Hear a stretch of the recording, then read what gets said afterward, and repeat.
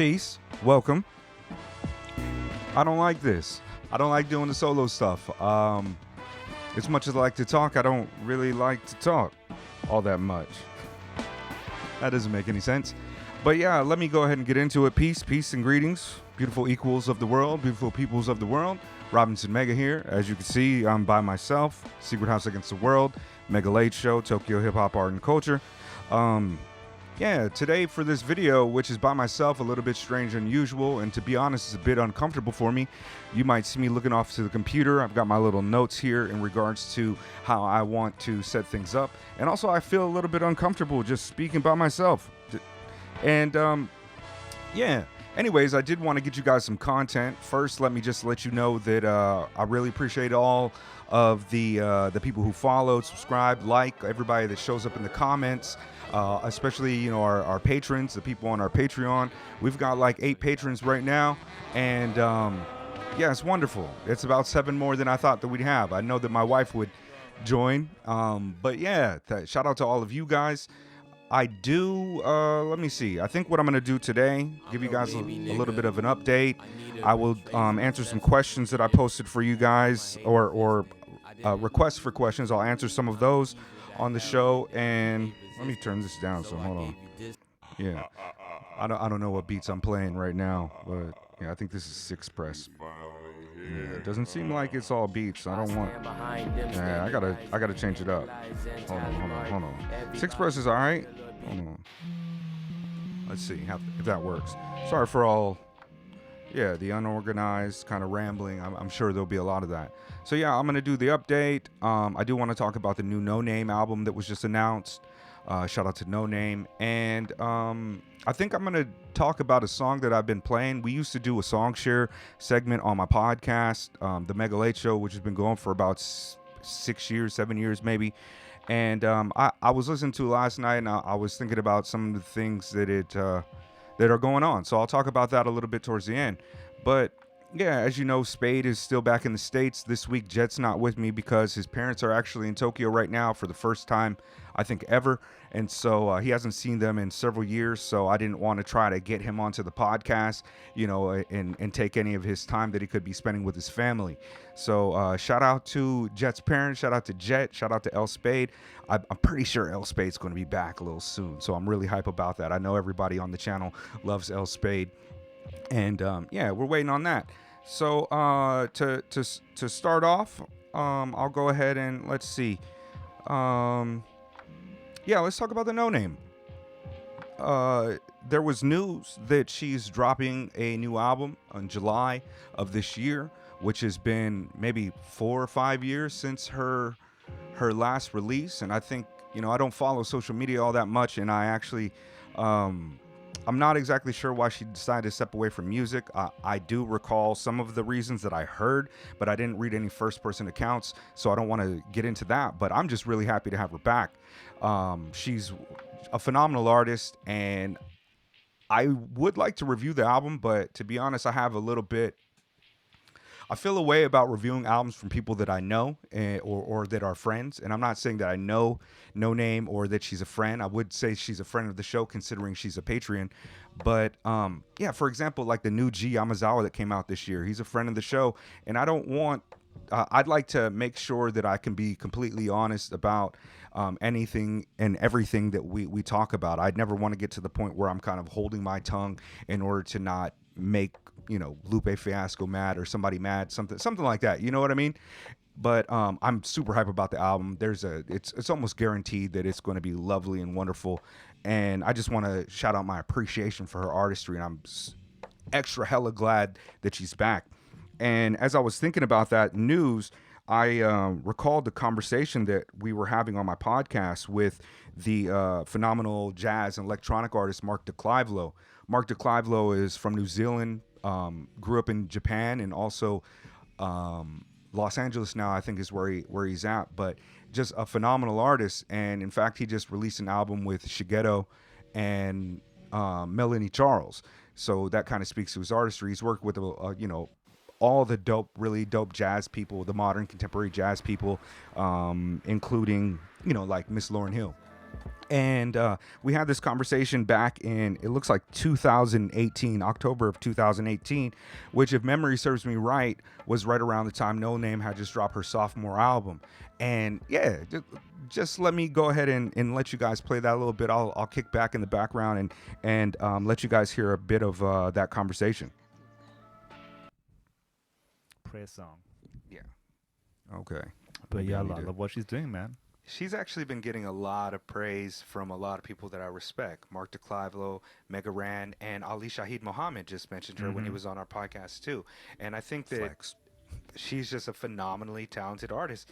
And I was seeing on Twitter the other day, she was a little bit disappointed with like the fandom and not with her fans, but the way that music is digested nowadays, where people are really into something for 24 hours a week, and then they're on to the next project. And that's not how I came up listening to music. Like, we put an album on and it might not leave the CD player for months to really digest it. And I think with an artist like her, it takes more than a week to unpackage what's going on in this music. It's just really,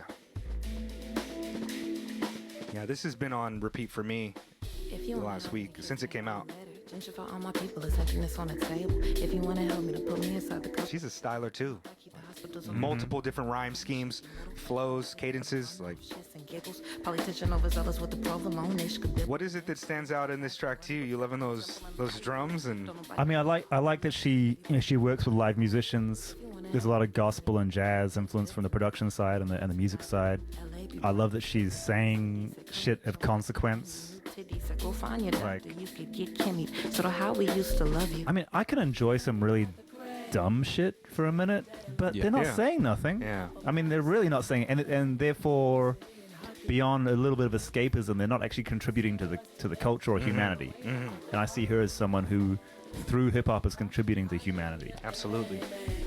Yeah, I mean, I like McDonald's every once in a while too, but that's not a meal that I want to use to sustain me.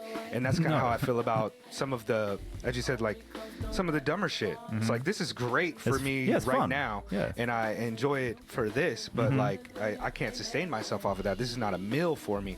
Listening to this, man, you're getting a multi-course meal. You're getting everything to satisfy like every little itch you have. I'll be talking salt, a lot. that sweet, that that savory palate. Like, everything is here on her, and I would love to see her just be as successful as she wants to be, because I think the artistry is there, man. All it would take, because of the world we live in, is for Chance or Kendrick or Drake to co-sign her, and then everyone would think she's amazing.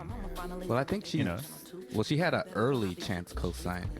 She appeared on Acid Rap, and maybe she was on his first mixtape too. But I don't know how. Man, shout out to my brother Late, yo. That's why I was mega late show. It's me and my man Late. I don't know but much about I don't want to play this too long, but I did just want to kind of highlight the point that, man, I've been rocking with Noname's music for quite a long time now, and I can't really express how excited I am about that. And it is added just because she's so down with the show. So shout out to Noname, man. I hope that this album does everything right for the people that want to hear it. And whatever though, we'll talk about it more. I'll get with the guys and see if we can do like a reaction or something like that, or even a review. Being honest is key. And I'm a Marxist, ruthless critique of everything in existence. So that's how it is, man. As far as some of the other comments that showed up on the last few videos we put out, I appreciate all of those. But I think I'll wait until Jet gets back into the studio to discuss some of those, because some of them are directed at him and such. But of the questions that were asked on the post that I made a couple days ago, I'll just jump into those. The first one I wanted to do is by our guy Sanjay Venkatesh. Again, excuse me if I pronounce that wrong. The American tongue is, flawed. But he asked a couple rapid fire little bit questions that I figure are easy enough to start with. The first one is favorite hip hop album ever. And I don't even know if I could really limit it to one. If you told me I'd be on a desert island with, a single album or something like that, I don't know. I have like a favorite album every year, you know, and I've been listening to hip hop for the majority of my life. And new shit just keeps on coming out consistently. So for that one, I'll toss a real oddball, weird album that was kind of instrumental to me appreciating beat poetry more, and the kind of the limits, or not the limits, but like how far hip hop could be stretched. I would say Green Think, their album called Blindfold. Yeah, it's really a strange listen. Second question is favorite MC of all time. I would say, you know, my two choices are Bus Driver and Aesop Rock. And the reason I say them is because I actually have loved their work since I was in high school. So, you know, I graduated in 2001. I've been listening to Aesop since about 99, same with Bus Driver. And I just look to them for some of the great artistry. And throughout the years, they've been in my top 5, regardless if I loved an album or didn't love an album. But those two. My favorite MC now, I would probably say the same, because I still love those guys. But if I had to like upgrade a cat to the list, I might say Rap Ferreira. I really like Milo's stuff. I really like Rory's stuff. I like what he's doing. I like his approach. The philosophy that he espouses through his lyrics is just interesting to me, phenomenal. I like his way with words. And yeah, Rap Ferreira. Favorite producer of all time? Probably like 90s RZA, to be honest with you. I love 90s RZA. I've been a fan of The Alchemist since maybe like 2000, when I've heard The Realist on Mobb Deep's Murder Music album. And also he was working with like Casual back then, as well as Dilated People, real connected to the underground independent scene. And I've loved his work for a long time. Also El Producto. LP, most people probably know him from Run the Jewels, but I'm an old Company Flow head. I remember watching End to End Burners on BET Rap City in like 98 or something, and man, I've just loved his approach to production for my entire life. I think that he really has like something baked into it that people cannot emulate his work. He sounds like definitively LP, and I'm a big fan of him. Favorite producer now? I left that blank, and I'm not sure, but maybe Quelle Chris. I like what Quelle Chris does. He's also one of my favorite lyricists, writers and poets, if you want to call it that. But yeah, maybe Quelle Chris right now. I mean, I still love Alchemist and L, but yeah, maybe Quelle Chris. I had another question, and man, I forgot to put like who asked these ones. I'm not sure if it's the same joint or not, but yeah, if you ask a question, thank you. I'm bad at taking notes, and I'm busy, and I've got my own issues going on. Favorite jazz? This is a wild one, because you know there's so much jazz that I like. The ones that came to mind are like Archie Shepp, Attica Blues, Miles Davis, almost anything. If I was on a desert island and I only had one artist to have his entire catalog of music, I'd probably pick Miles. Time Out by Dave Brubeck, Cannonball Adderley, Something Else, Thelonious Monk, Genius of Modern Music, Billie Holiday, Lady in Satin, Ornette Coleman, Shape of Jazz to Come, Love Supreme. Man, so many, like even like Alec Empire, hypermodern jazz. Next question was also about like free jazz that I like. Maybe Sun Ra Atlantis, Interstellar Space by Coltrane. I think that Ornette Coleman would probably be considered free jazz as well. Eric Dolphy, Out of Touch. Contemporary cats, I'm struggling to think of, but like, you know, Shabaka Hutchins, Shabaka and the Ancestors is one that I'm really into right now.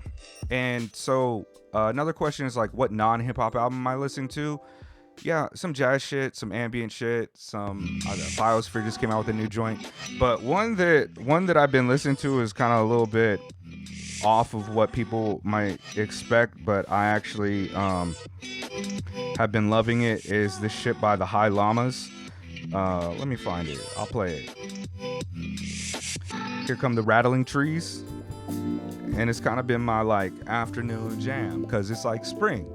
So yeah, I've been jamming this a lot. I don't know much about the High Llamas. It looks like they're not all that popular on Spotify, and yeah, like 13,000 listeners a month. But this joint is called Here Come the Rattling Trees, and it's from the music from the original stage production. I guess that's what it's called, Here Come the Rattling Trees. But yeah, it's a little bit of a vibe.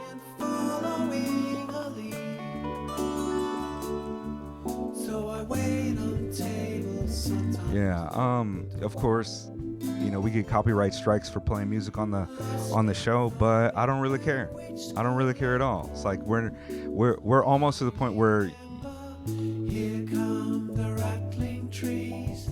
Don't mention my name. Don't mention my name. yeah, we're almost at the point where we can like monetize the channel, but I'm not even interested in that really.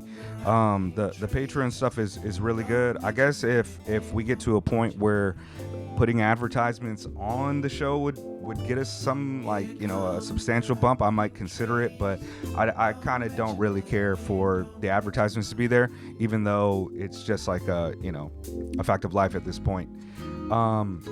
Yeah, so here come the rattling trees. Let me put back on some beats, and then I can get to some of the more difficult, maybe not difficult maybe difficult is not the word, but some of the questions that were kind of require me to think a little bit more. So yeah, back to Il Sugi.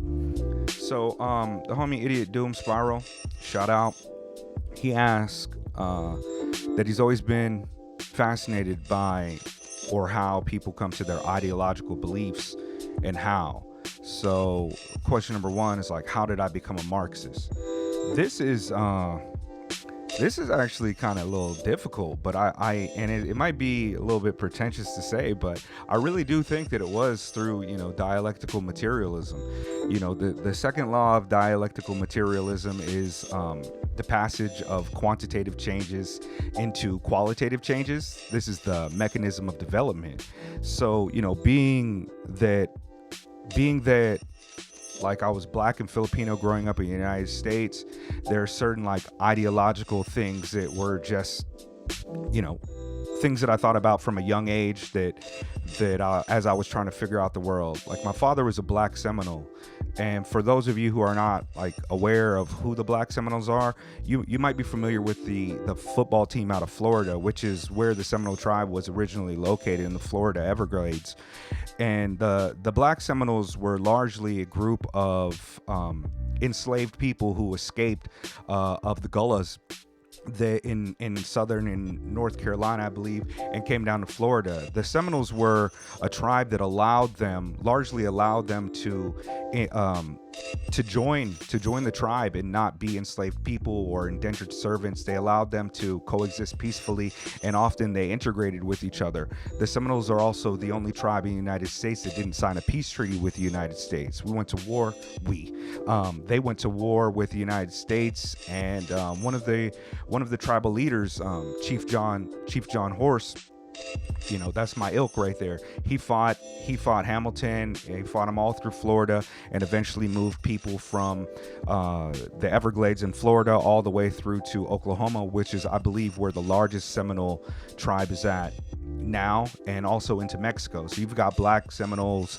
and indigenous Native Americans in Mexico speaking Spanish. Now, my grandmother and them, they spoke like Gullah Creole, and so I've got a bunch of Native American blood, because I go back generations. My father was actually born on the reservation way back in 1941, and so that also gives you kind of perspective of my father's life and how he grew up through the civil rights movement and things of that nature. So he always instilled into me like a kind of an appreciation and almost a mysticism when it came to Native Americans. He loved, Native American imagery and reading about Native Americans, but he was also militant, pro-black, radical to a degree, as you could have been back then without actually having any leftist politics. He embraced the, Black Power movement and things of that nature. My mother is Filipino, so I usually just keep it simple, say black and Filipino, but that's kind of where I started. But at age 15, I became a 5%er, Nation of the Gods and the Earths, which was kind of spawned by conversations with my father when I would go visit him for summer, because I didn't grow up with him. He would instill these things to me. So I was already reading about Malcolm X. I was a Catholic back then, a bad Catholic, but I was trying to figure out the world and, reading about theology, all the Judeo, Abrahamic religions, and just trying to figure out what the world was about. And as I continue my path into 5%ers, I believe that the 5%, the Nation of the Gods and the Earth, are actually what laid the foundation for my kind of academic approach and my search for knowledge. Not to say that all 5%ers are like that, but I read books. I read everything that I could find, and I thought that it was important to be well read and understand. And all through my 20s, I kind of spiraled out of being a 5%er around the time I was 20 because I just was having a lot of problems with some of the contradictions of the belief. I had read a lot more of the classic, some of the philosophers, analytic philosophers and continental philosophers. I was reading about Eastern religions, Hinduism, Sufism, as well as, Taoism. And those things kind of resonated with me a little bit more. I did fall kind of deep into the conspiracy theory type of things, but I was also, reading about Discordianism, maybe logic, Alan Watts shit. I jumped into anarchism because as I first understood anarchism, I kind of would say that I just was a capitalist realist. I didn't think that we'd ever be able to get out of it. And anarchism provided the kind of groundwork for a lifestyle anarchism that I thought kind of sat very well with my Buddhist perspective, and especially guys like Hakim Bey, who is actually kind of a piece of shit, but immediacy and things you'll hear me talk about, autonomous zones and that stuff really informed a lot of what I thought in my 20s while I was doing culture jamming and writing graffiti and trying to develop my shit. And I was big into conspiracy theory, sacred geometry, new age ideology stuff. And in the late aughts, I kind of, I slipped a little bit more into my capitalist realism, and I stopped doing the academic legwork. And I kind of just felt like, fuck, this is just what it's going to be. I've got to figure it out for myself. And I look more into kind of ideology of the self and how to kind of uplift myself. And one of the big reasons I shifted towards Marxism over the last decade is because my super twin, my brother Diami, who himself is an academic Marxist doing a lot of work. In fact, he's probably writing a dissertation paper right now about ADOS, and he's just very brilliant and able to break things down quite simply. I wish I was as eloquent as him when it came to reading theory and shit. But yeah, over the last few years, I've become more of a hard-nosed Marxist. I would say that my ideological tendency is Marxist-Leninist, maybe Maoist. It depends. I'm a big proponent of a lot of things that China's doing, but I'm also, a Pan-African socialist. I do believe that, a big part of my ideology is the upliftment of, the damned and detested Moors of the West, who were my peers growing up, black folks. But it is largely, the liberation of all people. So, Pan-African movement, Black Alliance for Peace. I am maybe going to be the HNIC of the new Platypus Affiliated Society group out here. I've been in talks with one of the guys who runs the Asia region, so that is going to be towards, praxis, I suppose. We'll see. But yeah, that's kind of how I got into my Marxism.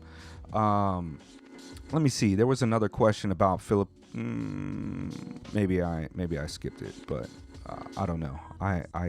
Oh yeah. Suliko, shout out to the name change, but he asked who influenced you. Man, that's, like I said, I listed a couple people earlier, but it's hard to say. Kwame Ture, Angela Davis, Malcolm X is probably one of my favorite historical figures, despite our kind of beliefs not being eye to eye with a lot of things. A. Philip Randolph, Frederick Jameson, when it comes to Robert Anton Wilson, Alan Watts, even Boots Riley has been an inspiration for me. And like I said, even Hakim Bey, his writing was interesting to me. Baudrillard, even Zizek. I don't know. I look at a lot of people, Rosa Luxemburg, Lenin, and I see just brilliance. Even Martin Luther King Jr., I'd say just a brilliant, vibrant mind. And those people influenced me. And a lot of my peers influenced me nowadays. My brother Diami is to me just amazing. I wish he would get onto these shows more and talk to people. He's had conversations with people in, you know, Black Power Media, Dr. Jared Ball, but he's not interested in being a public intellectual, so to speak. But yeah, maybe we'll write a comic book one day, because we're both comic book nerds, and that's kind of how we linked up. Also, Suluko asked, he said, you're Filipino. What do you think about the MPA and Jose Maria Cizon? I might not have pronounced that right. But as for the MPA, the what is it, the New People's Army? I've tried to be a little bit more worldly with my politics. I've been following, you know, the New Pink Wave and a lot of South American politics. To be quite honest with you, man, like, I know I said I'm Black and Filipino. And my mom is an immigrant. You know, she moved to the United States in her late 30s and had me in her late 30s. But I sometimes feel like I'm not even Filipino, because I'm just not that tapped into the culture. I grew up eating the food. I can't speak a lick of it. I don't know. I know that organization is Marxist-Leninist, and they've been doing a lot of good work. But yeah, that's a blind spot that I hope to kind of patch up and magnify in my own studies in the future. But, you know, you read one book and you got to read 10 more, and I'm always in my books. Bennett M asked my favorite Japanese rappers. I would say, like, I don't listen to a lot of Japanese rap shit. Just because I don't understand what they say. My Japanese is trash, better than my Tagalog or, whatever. But Meiso is one of my favorites. I like Daichi Yamamoto. There's a cat named Candle out here that's really dope. G Yamazawa, I would consider a Japanese artist. I know he doesn't rap in Japanese. North Carolina, shout out to him, friend of the show, friend in real life. NF Gesso. All the cats from Dos Monos, I really like what they're doing. It's super radical and just left wing. Shinobi MC, the homie Neku. Jairo DeRossi, which is produced by his stuff is produced by the homie Pigeon Dust, who does stuff. But Jet is probably more familiar with a lot of the Japanese rappers than I am. Jet is, you guys wouldn't know it because we never review it, but Jet has an encyclopedic knowledge of left Japanese artists. He's really that dude, and that's one of the reasons I want to get him on the podcast. Also, he's a homie and a leftist too. So I also got another question, like my favorite theory. The critical type, Marxist. I'm into psychoanalyzation, historical, sociological. I like critiquing film and popular culture. Baudrillard, hyperreality, Lacanian psychoanalysis.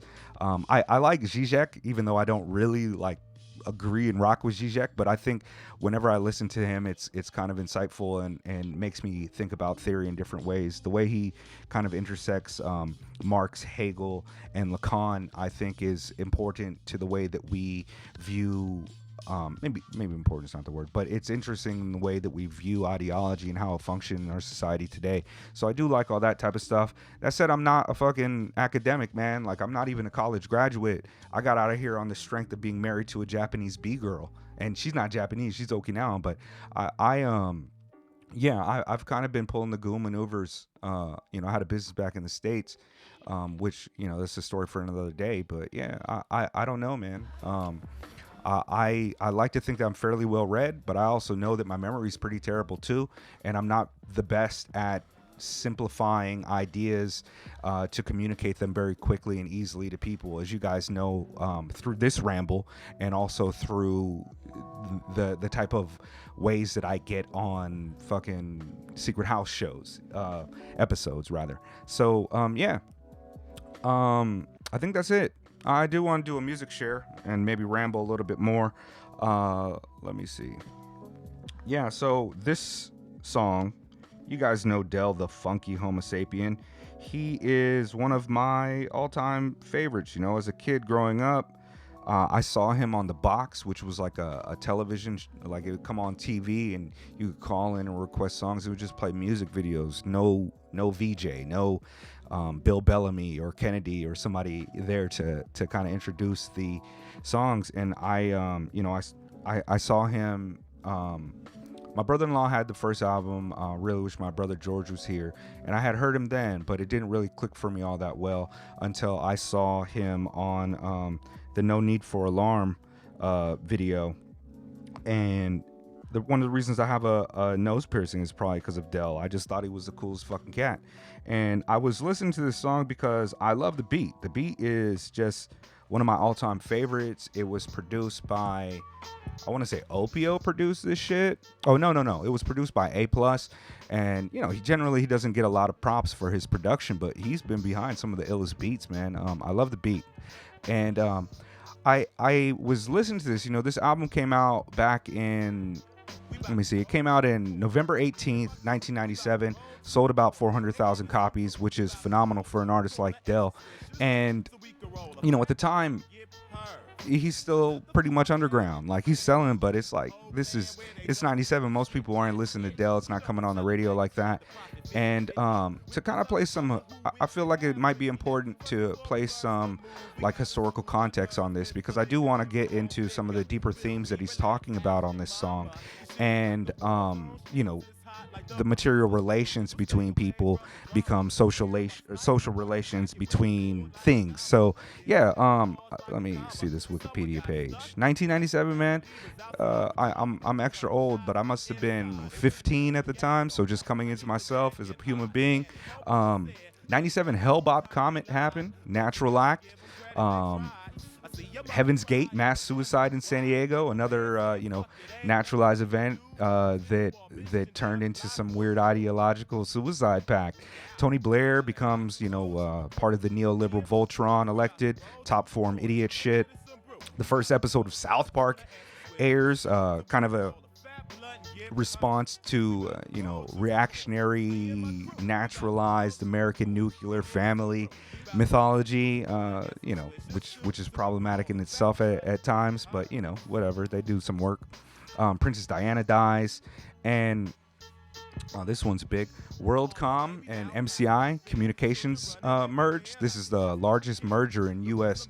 history, and it's pretty much the direct result of the Telecommunications Act. Put that on your bingo card, Jet. The Telecommunication Act by the Clintons allowed mega conglomerates to purchase up everything. So we kind of see the results that change in the shift in hip hop culture and popular culture through all facets of media and propaganda that we get from media at that time. And it also looks like Pokemon caused over 700 epileptic attacks in Japan because Pikachu used to flash like a maniac. But back to the song and kind of the conditions that Del was living when this dropped. So for those of you who haven't heard it, it's playing in the background right now. The song itself is just called Corner Story, and it's about Del and a homie walking through Oakland. At that point, I guess, Del, I suppose it's autobiographical, and it's really something that happened, and he's just writing about his life. At that point, he had already released 2 albums. I Wish My Brother George Was Here in 91, and No Need for Alarm. And at this time, he was writing for his cousin Ice Cube, bougie motherfucking art thief Ice Cube. Shout out to Ice Cube. And so this was out, I think, on Elektra, and it's basically living a typical kind of lower middle class lifestyle despite all his talents and his success. I'll bet probably better than some of his peers, but where he's at, I suppose, I don't know how much money he has, but it makes it seem like he's just like a regular dude at this point. The label's a double-edged sword for Del, because on one hand, it's brought him like tremendous recognition. On the other hand, it's probably impeded his creative freedoms. A story as old as the music industry. This split in hip-hop will continue. But what I love about this song is it paints a genuine picture of the lives that many people lead and how many people experience, particularly Black Americans, particularly Black Americans in inner cities, and particularly Americans in cities with like food deserts that live amongst violence. And for Oakland, in this city, a rich tradition of Black leadership, and it marks like a part of the historical development of that community. In Oakland, gentrification would continue to emerge as neoliberal leadership drew inspiration from the redevelopment plans in New York and Detroit. Detroit's deindustrialization is huge, impacting their crime, and the crime solving approach is taken up around this time were like that super predator mandate, the 3 strikes law in 1994. So allowing for rent increases and gentrification, displacing the longstanding populace. And the city with a rich racial and like black presence was being neoliberalized, like at a tremendous speed, so to speak. So this is where Del starts off. He's just like, you know, let me put it back on the joint though, because Love Is Worth is also a jam. But he starts off talking about his walk. And, you know, it's in April, too. Shout out to April. That's us right now. He mentions how this guy split his money with this guy. You know, he's selling weed. He split it 50-50, very egalitarian. He talks about how he's basically living in a war zone that's being torn apart by poverty and drugs, but he avoids it. And one of the lines he says is like, you know, here's some gunshots. The Popo said they got there on time, but they lied. But he gives them credit for trying. And that's kind of interesting to me because it might sound counterintuitive, but most of the working class families didn't want a reduction of police presence in their city. They wanted reforms, but they want the undesirables away from them. You know, the homeless, the crime in America was rampant, and reactionary liberals wanted something to be done about this. And this is all places in Black America where you had middle class Black people, because despite things like Rodney King, they still have the ideological belief that, you know, they've lifted themselves up by their bootstraps, and they're trying to reach the same economic equality as a lot of the white families. And a lot of the deplorables in these communities who were ravaged by drugs and poverty, they are a part of the problem. So something that's reflected in like racial voting blocks, I recall even as recently as like 2020, something like 61% of the Black vote indicated that they would like the same amount of policing in their neighborhoods, and 10% wanted like more policing in their neighborhoods. And I think like 30 some percent said that they wanted less policing in their neighborhoods. But what it does, while those numbers are likely reflecting a different sentiment than 1997, more Black Americans have entered the middle class, more of them are college educated, and violent crime has actually decreased. However, you know, things like homelessness, extreme poverty, alongside the social safety nets decreasing, a lot of people are still very much like, yeah, don't get rid of the police, even though we have the Black Lives Matter marches. There's, you know, a lot of those problems are because of the neoliberal policies that have happened in the United States and globally and abroad. So things like, you know, that Chris Rock joke, like the difference between niggas and blacks, it wasn't just a joke. It was actually, you know, something that is sharply pronounced in a lot of Black communities. And I remember my dad in the 90s, you know, you look back at like Spike Lee movies and like, you know, John Singleton movies, a lot of the themes are, you know, Black men have to lift themselves up. We have to have these respectability politics, etc. But I do recommend that people look into Lester K. Spence's book about the neoliberal turn in Black politics, and also has another book about the limits of hip-hop in politics, which is just really good. Shout out to Baltimore. Lester K. Spence has done some really interesting work out there.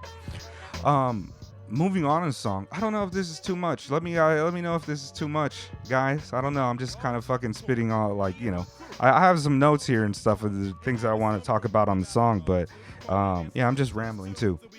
But you know, Nas Del talks about how, you know, he sees the panhandlers, and it reminds him that, like, he needs to find a way to come up as well, because the panhandlers are hustling, and he might want to get to that nuclear family level. But anyways, he doesn't really, you know, he just quickly mentions it and moves on.